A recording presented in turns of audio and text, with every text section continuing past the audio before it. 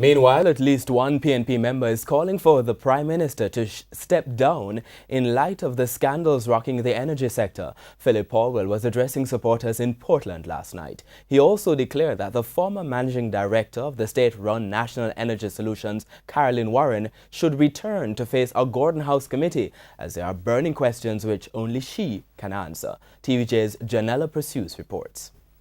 The PNP chairman, Fitz Jackson, told journalists Friday that the opposition will give no regard to Dr. Andrew Wheatley in the parliament unless he's removed from the cabinet.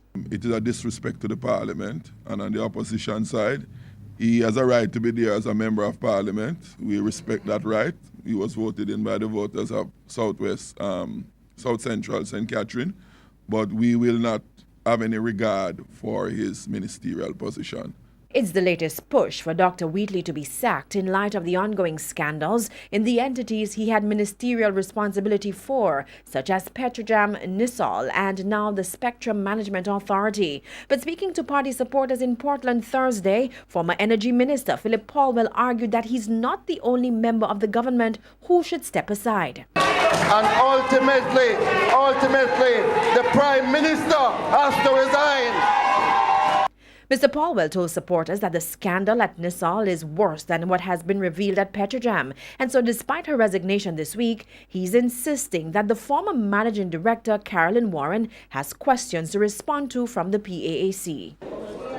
The gentleman who was arrested and charged for the fine of millions of dollars, he was appointed by her to fill a certain position where he reported only to her. I know that Mrs. Warren was a signatory, and she was what you call an A signatory.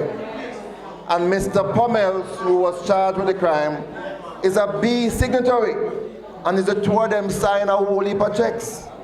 I want to see the checks. I want to see the contracts. Janella Pursues, TVJ News.